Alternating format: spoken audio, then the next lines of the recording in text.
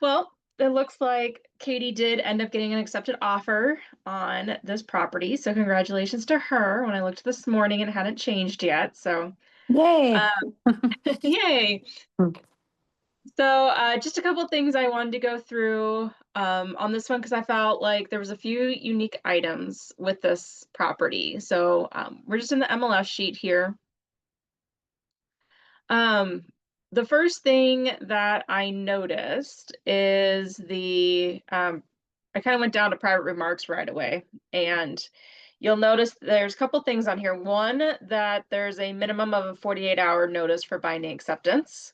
So if you're going to play nice in the sandbox, which I hope you will, your offers to purchase should have that 48-hour window on there. I would also definitely be talking to the listing agent, just verifying that that's still relevant, that's what they need. And that's also probably a good time for you to ask why they need 48 hours, which could cue you into a couple different things. Is it a elderly couple and they just have to maybe sign in person and she gets to drive out to Lake Mills to have that done? Is it a trust? And so an attorney needs to read through the purchase agreement as well before the sellers accept it, things like that. The next thing that you'll see in private remarks is about the closing date. So they are a little specific with the closing date, what their ideal timeline is. That's really great for you as a listing agent to put into your MLS if there's a specific date that your sellers want to move. Most likely they have another property that they're moving into that they can move in on the 14th, um, or maybe a few days before the 14th. And then they do also ask for 2 days of post-closing occupancy after, whatever is the best closing date, that you guys agree upon. So if it is the 14th, they do want those 2 days of post-closing occupancy. Most likely, they just wanna finish moving. You're gonna see this a lot, especially with elderly sellers. I don't know if you've ever moved, guys, but I know it takes more than, like, 3 days to do so, right? So, can you imagine trying to pack up 40 years worth of stuff? Um, it's a lot and it's emotional and it's really hard to get moved that quickly. So, just based upon this with no other information, I would kind of assume that they're older couple, older sellers that are moving and are just going to need a little bit of extra time to leave. Um, Then inclusions and exclusions. So I just want to point out this agent did a really great job with the inclusions and the exclusions and being very specific on those.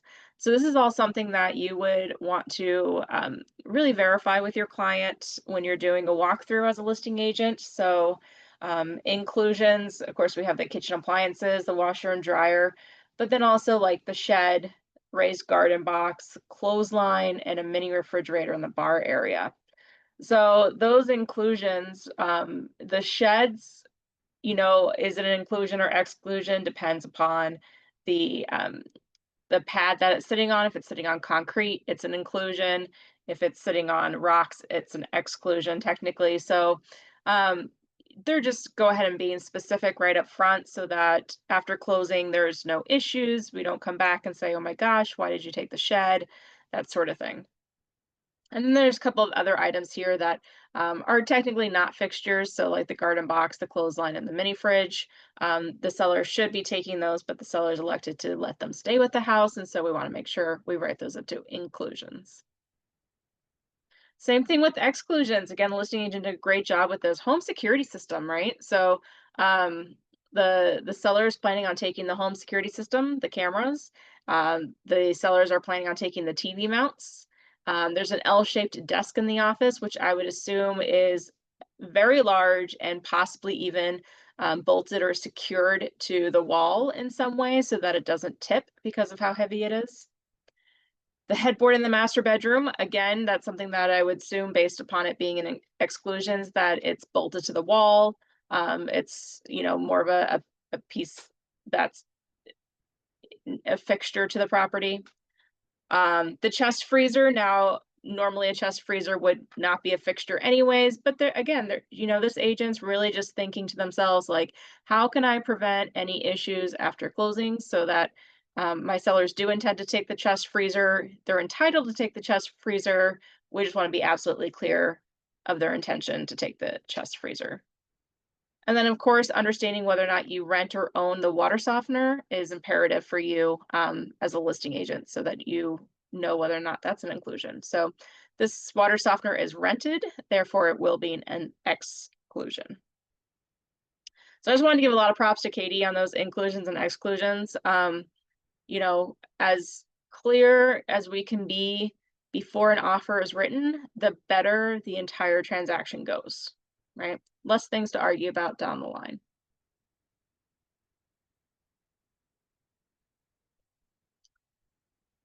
All right, so I'm going to jump over to the tax information.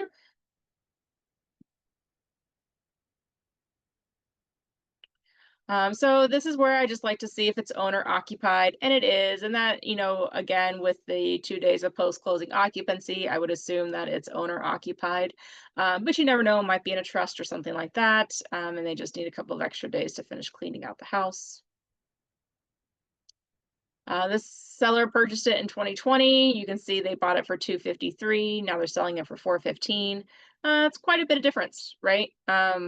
So, were there updates done possibly in the last 5 years that warrant almost a 50% increase in the value of the price of the property? Or is this, relatively in line with the rest of the homes in the area and just natural inflation that we've had over the last 5 years? So if I was a buyer's agent before I wrote this offer, I would definitely pull a few comps, seeing that, we went from 253 to 415, and that seems like a pretty big jump for a 5-year period. At the end of the day, though, knowing just my own house here in Muskego, I wouldn't be shocked if that's just the going rate of homes. So I would still run a few comps just to be sure that my buyers are getting a fair price at the 415 or whatever we're going to write the offer at. So I'd do a little due diligence on this one. But I wouldn't be shocked if you came up with 415 is fair. So,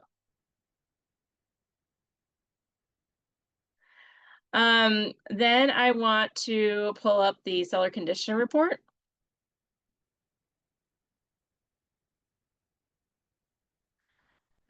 So this condition report does have a couple of items on there that we've already really discussed. So the water softener is rented. That's great. It's nice. The seller's actually included a cost of about $20 a month. That seems pretty reasonable. Probably something that your buyer could handle. At this point in time, once your buyer moves in, they'll connect with Culligan, and they can choose to either continue renting the unit, to buy a new unit, to replace it. That's totally up to the buyer's discretion after they move in. But another thing to be aware of here on this condition report is that there was an insurance claim that was filed on this property in the last 5 years. So insurance claims stick with the property, not the owner. So there was hail damage if you come down here to G8 here. And let me just zoom in on this a little bit. Hail damage on the roof and siding, vehicle accident on garage door. Okay, so it looks like somebody accidentally backed into the garage. It happens. But the hail damage on the roof and the siding. So I would get a little bit more clarity from the listing agent. Did they replace the roof? Did they just patch the roof? Same with the siding. Did they have to replace all of the siding? I'd like a little clarity if it's not in like the MLS remarks or somewhere else on here. I'd want some clarity on exactly what work was done. The vehicle accident on the garage door, I'm guessing they just replaced the garage door. That's pretty nominal. But your clients need to be aware of this. The reason why it's on the condition report is because the insurance claim sticks with the property. So when your buyers go to get homeowners insurance on this home, the homeowners insurance company is going to ask for a copy of all the purchase documents and everything. And so they're going to see, and they're also going to be able to look in the like national claims database to see that there was a claim on the property as well. I wouldn't be surprised if there was a little bit higher insurance cost to insure this property for at least a couple of years. However, I think it'd be important, especially knowing that there's a claim on the property, to have the buyer shop around really well for insurance to make sure that they're not getting taken advantage of because of that claim. The other nice thing is if we know that the roof and the siding were all done, back in 2021 or whatever, we have a date, and so we know how old they are, right? So that's always good for resale. That's always good for buyers' peace of mind. They might be paying a little bit more insurance because of the claim, but also know that they basically have a brand new roof and siding, and those are pretty expensive, right? Probably $40,000 between the two of those. So um, I wouldn't be concerned with purchasing the property, knowing that there was an insurance claim made, and so something was fixed. I just want to know exactly what was done. I'd want to make sure also, because it's a newer roof and siding, that any warranties were transferable. I'd be reaching out to the contractor that did the work, just making sure that I can get a copy of that warranty information if the seller doesn't provide it to me. So. Um, Any questions on the homeowner's insurance and damage, things like that? Nope, I don't think so. Okay. All right. So then there's another document here for seller upgrades. So this does talk about some of those things that we just mentioned. So the new garage door in 2024, probably because of that insurance claim, the new siding in 2022, and a new roof in 2021. So yeah, I mean, as far as me as a buyer, I look at that and I think, man, that's great. This house is almost brand new. Look, I got a new washer dryer, I got a newer fence, I got updated light fixtures. So when I kind of look at all these upgrades that they have done, whether or not they had to pay out of pocket or if it was insurance that covered it, on top of, when we're looking at the purchase price and inflation, I think 415 might be reasonable because there were some updates that were done to the property that do increase the value of it. So.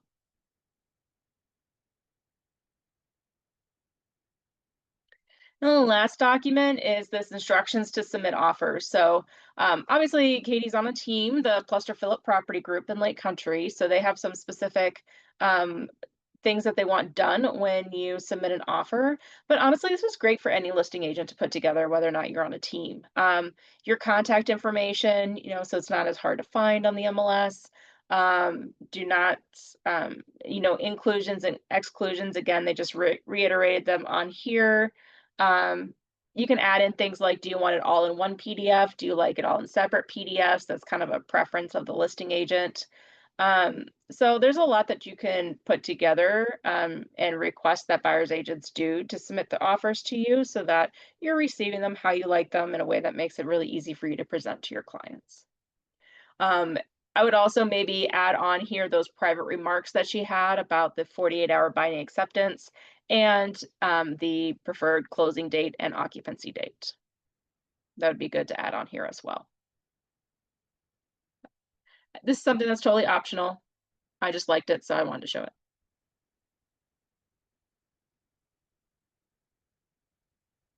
All right.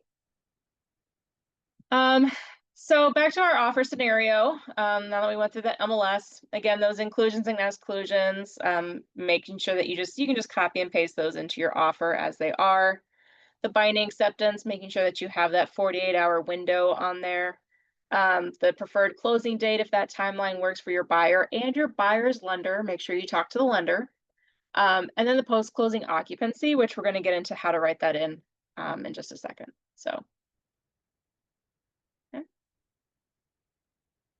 So I gave everybody a little bit of a clue as to what to do with the offer, but the attached addendum that you want to include for occupancy is called Addendum O.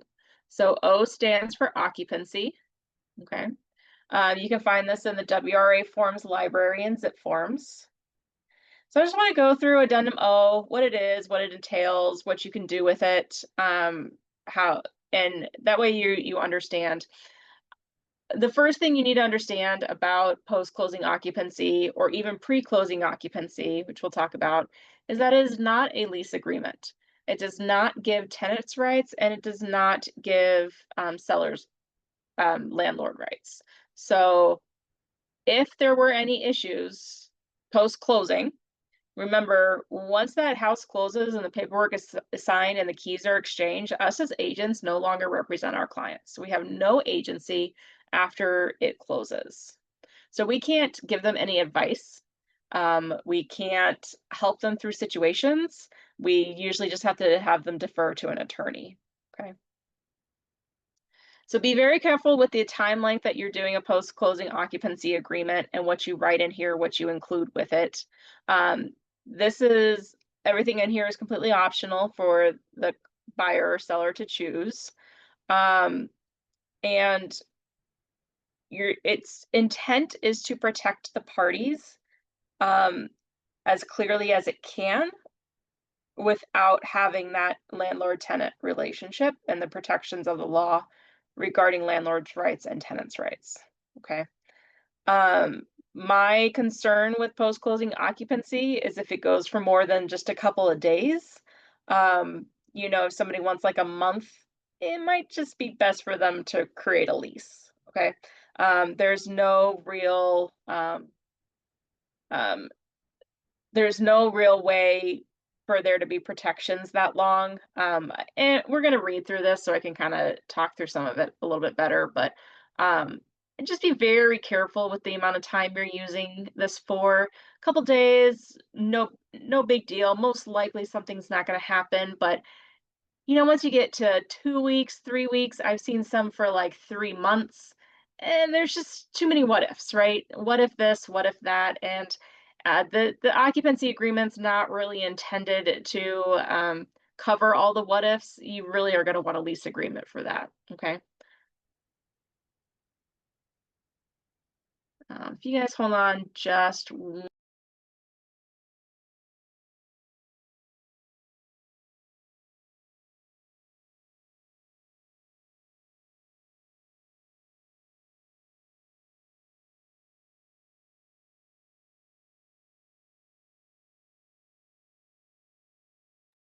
right, sorry.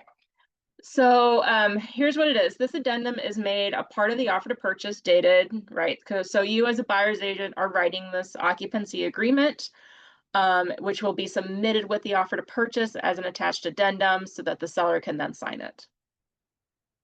So the offer made by the buyer at the property, and then what do we want to include in here? So the first is premise. This agreement relates to the following premise: either the property or some other property. Property if neither is stricken, so you don't really need to do anything with this blank line here. Just know that this occupancy agreement is pertaining to the actual property that we're writing the offer for. So are we doing post-closing occupancy by the seller or pre-closing occupancy by the buyer? Okay, so in this instance, we are going to do the occupancy by the seller. So post-closing occupancy by the seller means the seller is going to stay in the house after we close on it and give the keys to the buyer, or the buyer becomes the legal owner. Okay, so the buyer, which is now the owner, is granting to the seller who's becoming the occupant post-closing occupancy of the premise beginning at closing and ending on blank. So if she wants 2 days and our closing is November 14th, then post-closing occupancy, you can either end it, at 8 p.m. on the 16th, or you can do maybe like 8 a.m. on the 17th.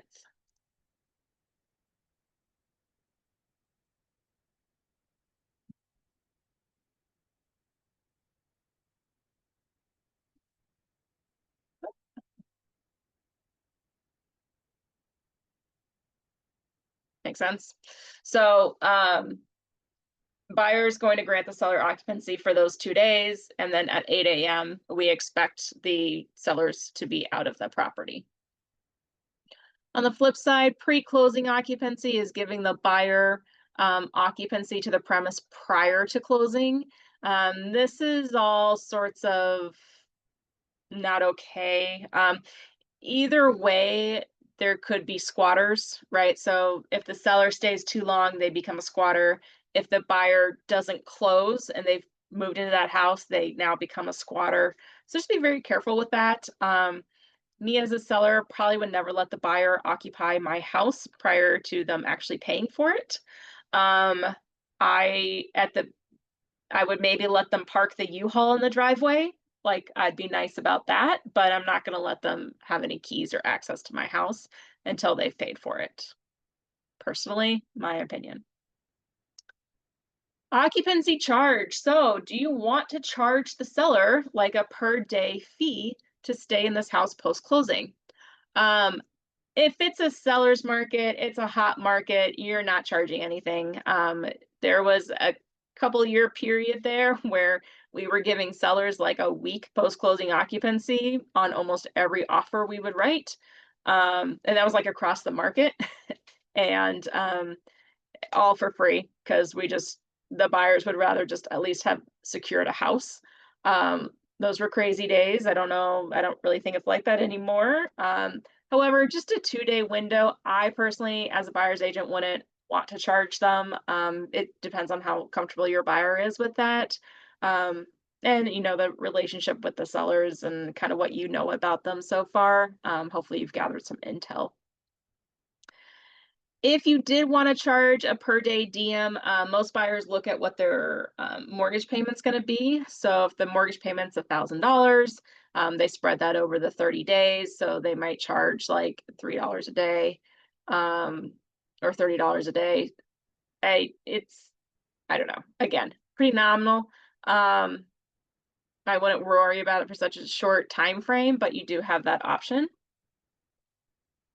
The nice thing is, what we can do is go ahead and prorate that at closing and take it out of the seller's proceeds and then have it held by the title company. So, if you were using Focus Title, I would say Focus Title holds, maybe $30 a day for the 2 days. They'll prorate that. They'll hold on to that $60 that they pull out of the seller's proceeds. Um, and they'll give that to the buyers as the payment. Okay. And then you can also mark here if any unearned or unused portion of that charge is refundable based upon the actual occupancy. So if the sellers only are there for 1 day instead of the 2 days, do they get $30 back? Is or is not. But again, for such a short time frame, you're probably not charging anything. Just know that if you were going to do a longer period of time, like 2 weeks, it's a little bit of money out of the buyer's pocket, especially if their mortgage is, $3,000. That's $1,500 worth of home that they don't get to live in. Make sense? So you might want to think about an occupancy charge if there is going to be a significant time frame. The next section is security deposit. So much like a lease, a owner can ask for a security deposit, which would then be reimbursed to the occupant once they left, as long as there was no damage aside from normal wear and tear. So for 2 days, we're not doing a security deposit. But again, if it's going to be like a month, maybe you want to think about getting a security deposit. If they have animals, what happens if an animal destroys part of the wall? You never know, right? So here's the thing about this though, because there's no lease, there is no landlord, and there is no tenant. All of this is basically on good faith. And it says it right here on line 28, that it's good faith disbursement. Both parties are relying on each other to do the right thing at the end of the occupancy period. If there's a dispute over the disbursement of the security deposit, they have to contact attorneys. Again, this is why it makes me nervous to use this for a long duration. Because anything can happen. There's all the what ifs, and if anything goes wrong and they get in any sort of disagreement, they have to seek legal counsel. And we can't help them because we have no agency, and this has nothing to do with us as agents. Okay. The next one is property taxes. So do you want property taxes to be prorated through the day prior to closing, or the occupancy date? So The offer to purchase states that taxes are prorated to the day prior to closing. That's what they already state. So day prior to closing is the status quo for all your closings. If you feel like the taxes are really high and that's a lot of money, and the buyer's like, why should I have to pay for property taxes when I'm not living there? You can prorate them to the end date of the occupancy period, so that there's that fairness in the money. Again, for 2 days, we're not going to prorate 2 days worth of taxes. That's going to be like $6. Not worth it. Okay.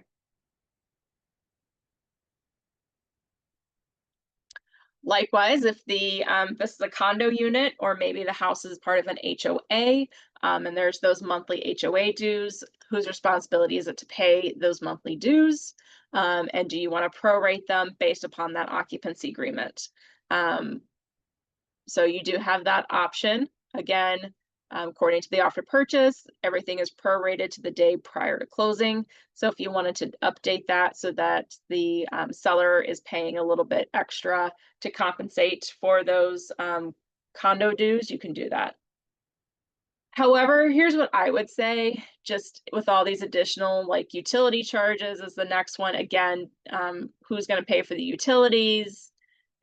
The HOA dues, the property taxes, security deposit. Why not just charge a little bit more in the occupancy charge, the per day charge, to help offset some of those expenses? The buyer gets to choose what this occupancy charge is going to be, right? So if they're thinking, well, it's $30 a day for my mortgage, the property taxes are $6 a day, the HOA is going to be $10 a day, why don't I just charge $50 a day to offset all of this, and then we don't have to worry about all these additional weird prorations? Does that make sense? There's a lot that you can do to help keep this clean and a little more straightforward. But they do separate out all these additional prorations, in case you do want to prorate one and not the other. But I think personally, I would just up the occupancy charge to compensate the additional fees of all the other items that my client is going to take on, to help offset those. Okay. Utility charges, that the occupant is going to have the utility service in the occupant's name and shall pay for the bills if you check this box. I think that's, again, depending on how long they're going to stay there. But again, we're going to have to kind of redo closing prorations, and otherwise, it might just be best practice to get everything transferred into the buyer's name at the date of closing, like they would normally when they move into a house. Then the next what if scenario we have is maintenance, right? So what happens if the water heater breaks? What happens if the refrigerator dies? What happens, who's responsible for mowing the lawn and doing the snow removal? Basically, any major repair or maintenance shall be the responsibility of the owner. It says that right here on line 49. So the occupant's responsible for all the routine repairs of anything that's included in the offer. The occupant shall maintain the premise, including like the lawn and the snow, except for ordinary wear and tears, but any major repairs shall be the responsibility of the owner. And it gives us a threshold for us to outline what major means, right? So is it a $500 fix? Is it a $1,000 fix? Is it a $100 fix? What is that threshold that you write in here, where instead of the occupant being responsible for it, it becomes the owner's responsibility? Again, this would all be things that happen post-closing, right? So that is something that we have to be a little cognizant of. I would definitely put in, I don't know, I think that at the end of the day, it's really the owner's responsibility to take care of the issues. unless, the damage was caused directly by the occupant. Um, and again, then it just gets messy. I'm I kind of hate the occupancy agreements. At the same time, sometimes they really are necessary. Um, if you have to do it, try to just keep it as short as possible, is my advice. 2 days is fine. A week starts to really feel, um, it gives me a little anxiety, right? Because what if something does go wrong? So, keys. How many copies of keys does the occupant have, including key fobs, codes, digital keys? The owner should have access to the property at reasonable times, and how long in advance notice do they want to give to the occupant? So, like, if the water heater does go out, they have to give a 12-hour notice or something like that. Usually, when it's more of like an emergent type thing, the um, both parties are willing to come to an agreement on when they can get in to do the access to fix it. So a removal deposit is held in an escrow account by the title company. So it's money that's held back from closing. The title company holds onto it. Um, if the seller doesn't give possession of the property, then the buyer or the owner is allowed those funds. Um,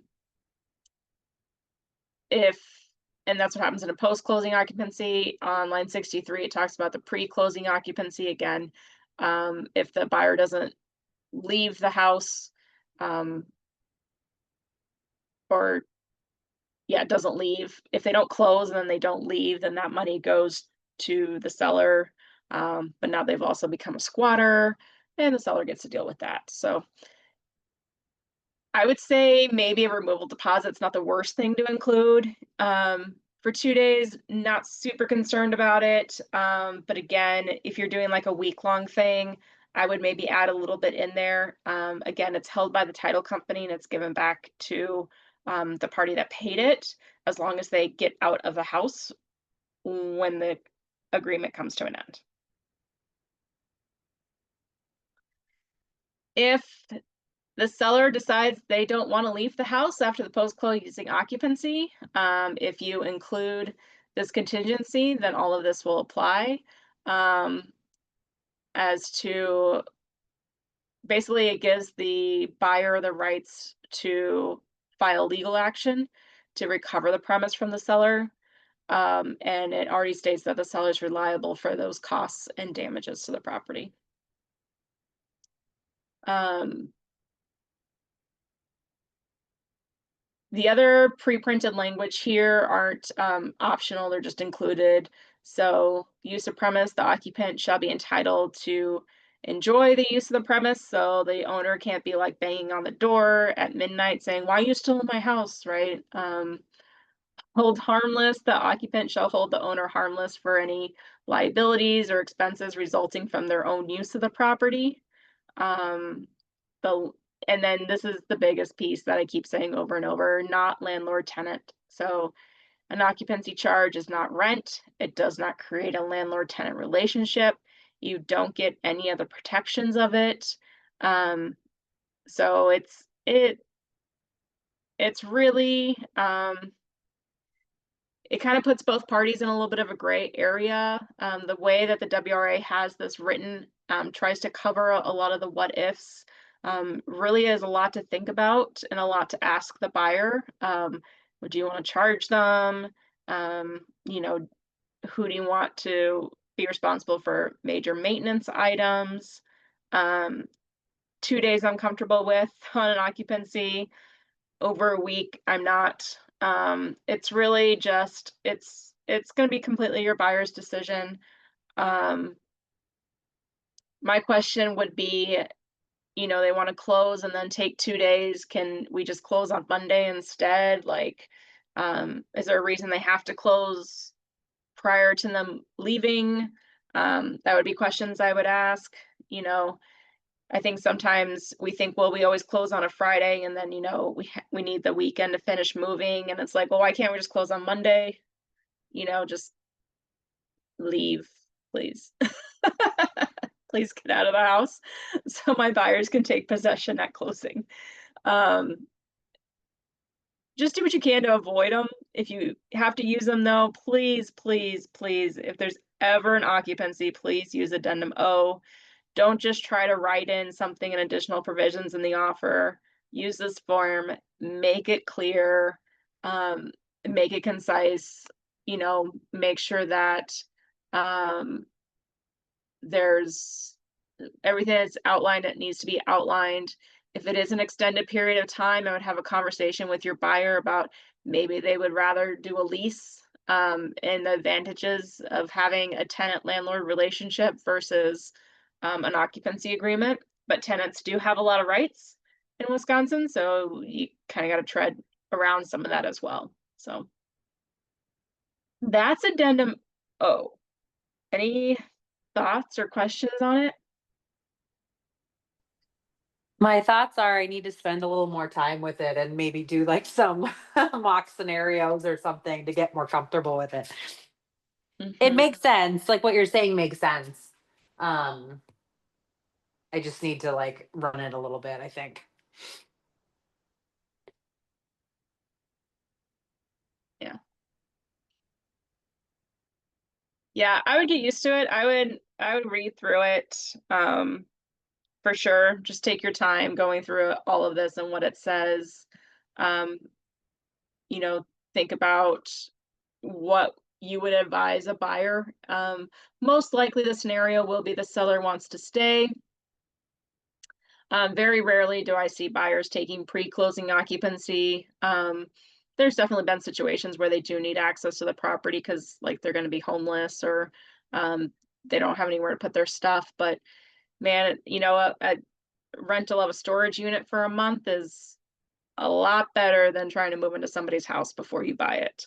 Um, so I think there's a lot of things that we can do with our clients to prevent occupancy questions, storage units, right? Like, go get one now today before we go on market. Let's start moving things over there so that the day of closing, all you have to do is put your last suitcase and your last basket of laundry in the truck, right?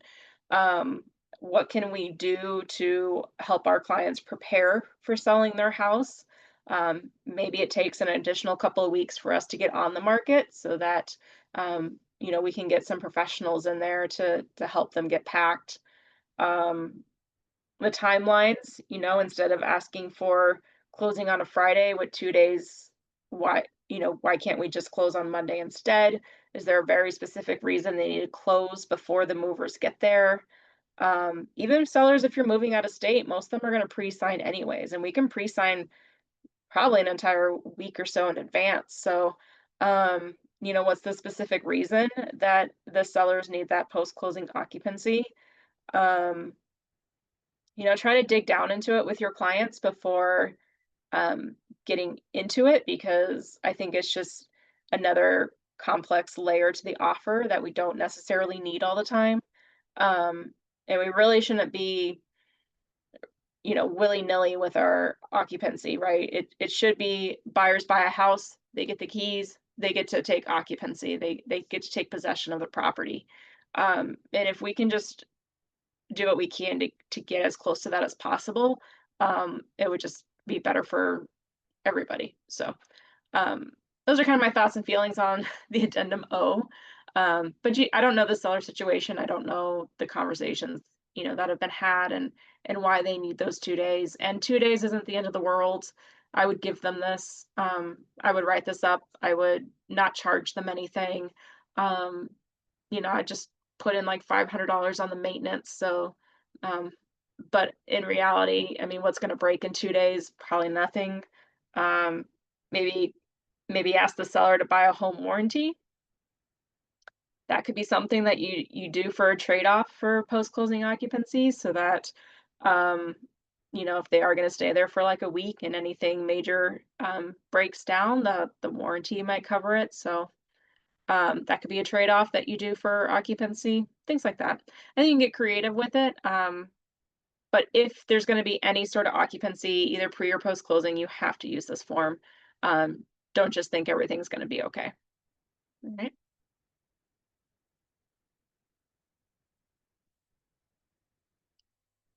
Any other questions?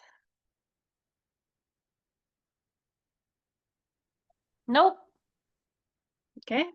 Well, that's all I had for you today. Thanks for jumping in, ladies. We'll get this up on YouTube and let us know if you have any questions.